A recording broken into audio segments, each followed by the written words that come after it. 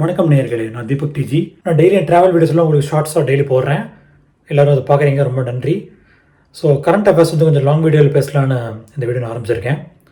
அங்கே வீடியோக்குள்ளே போகலாம். இப்போ மீடியாவில் பரவாயில்ல பேச போகிற இந்த இந்தியா பாகிஸ்தான் இஷ்யூ வந்து ஆரம்பித்த டேட் வந்து ஏப்ரல் 22. இந்த பஹல்காம் அட்டாக் தான் எல்லாத்துக்கும் ஆரம்ப புள்ளி. ஸோ அந்த அட்டாக்ல வந்து 26 பேர் கொல்லப்பட்டாங்க. அதில் 25 இந்தியர்கள், ஒரு நேபாளி. இதை யார் கொண்டாங்கன்னா ஒரு 5 பேர் சேர்ந்த அந்த தீவிரவாதி கும்பல் தான். AK-47 மற்றும் M4 உதவியால் இது வந்து ஸோ நம்ம தரப்பில் வந்து இதை கண்டிப்பாக தீவிரவாதி அட்டாக்னு நம்ம ஃபைனலைஸ் பண்ணியாச்சு. அது எந்த கும்பல் இன்னும் ஃபைனலைஸ் ஆகலை. ஸோ அதுக்கு நடுவில் வந்து ஒரு சில விஷயங்கள் நடக்குது. நம்ம இண்டஸ் ட்ரீட்டி வந்து ஒரு தண்ணி சம்மந்தப்பட்ட ஒரு ட்ரீட்டி, அது இந்தியா வந்து கேன்சல் பண்ணுது. ஸோ அதுக்கு பதிலடியாக வந்து பாகிஸ்தான் என்ன பண்ணுறாங்கன்னா, இந்த ஷிம்லா ட்ரீட்டின்னு ஒன்று இருக்குது. ஸோ அதை வந்து பாகிஸ்தான் கேன்சல் பண்ணுறாங்க. இந்த ரெண்டுமே பீஸ் ட்ரீட்டி நம்ம வந்து முன்னாடி சைன் பண்ணது. அப்புறம் இன்னும் சில விஷயங்கள் நடக்குது. ஏர் ஸ்பேஸ் எல்லாம் க்ளோஸ் பண்ணுறாங்க.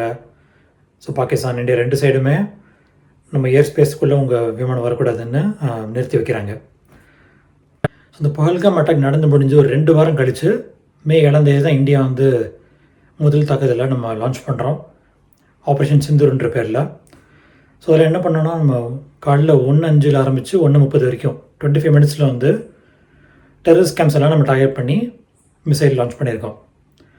ஸோ அது என்ன மிசைல்னால், ஸ்கேல்ப் மற்றும் ஹேமர், இந்த 2 வகையான மிசைல் தான் நம்ம லான்ச் பண்ணியிருக்கோம். முக்கியமான விஷயம் என்னென்னா, நம்ம கேஷுவாலிட்டிஸில் வந்து மக்கள் யாரையுமே நம்ம கொல்லலை, ஒன்லி டெரரிஸ்ட் மட்டும்தான் நம்ம டார்கெட் பண்ணியிருக்கோம். ஸோ பொதுமக்கள் யாருமே பாதிக்கப்படவில்லை இதில். இதுதான் முக்கியமான விஷயம்.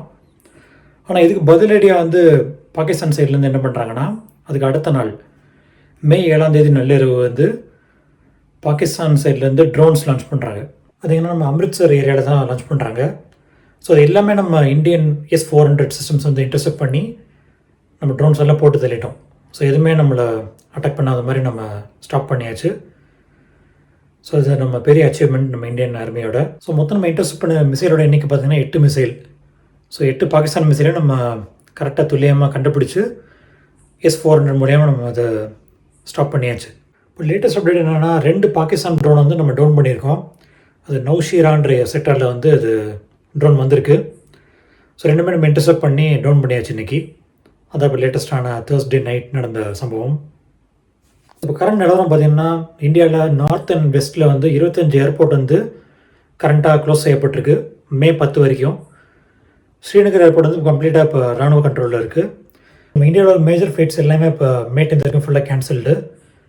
குறிப்பாக அந்த ஜம்மு அண்ட் காஷ்மீர் ஏரியாவிலேருந்து எல்லா ஃப்ளைட்டுமே கேன்சல்டு. பஹல்காம் மட்டத்தை 2008 அந்த தாஜ் ஹோட்டலில் பம்ப்ளஸ் பண்ணாங்க. அதுக்கப்புறமா இந்த பஹல்காம் அட்டாக் தான் ரொம்ப ரொம்ப கொடூரமான அட்டாக்கு நம்ம இந்தியாவில். ஸோ இந்த கஷ்டமான சுச்சுவேஷனில் நான் கேட்டுக்கிறது என்னென்னா, இந்த தப்பான ஃபால்ஸ் நியூஸ்லாம் நிறைய வருது நெட்டில். அது செஞ்சு அது யாருக்குமே ஷேர் பண்ணாதீங்க. வேலிடான ப்ராப்பர் நியூஸ் வந்தால் மட்டும்தான் நீங்கள் ஷேர் பண்ணால் நல்லது. குழந்தைகள்னால நிறைய தப்பான இன்ஃபர்மேஷன் பரவிட்டு இருக்கு நெட்டில். அதை நம்ம அவாய்ட் பண்ணுறது தான் நம்ம பண்ணுற பெரிய ஹெல்ப்பு நம்ம கவர்மெண்ட்டுக்கு. ஸோ நம்ம இங்கே சேஃபாக உட்காந்து பேசிகிட்டு இருக்கோம், இந்த வீடியோலாம் பார்க்குறோன்னா எல்லாத்துக்கும் காரணம் நம்ம இந்தியன் ஆர்மி தான். ஸோ அங்கே சண்டை போகிற ஒவ்வொரு சோல்ஜரும் நம்ம நாட்டை காப்பாற்றுறாங்க. So all prayers to them. Jai Hind. Next வீடியோவில் பார்க்கலாம். நன்றி.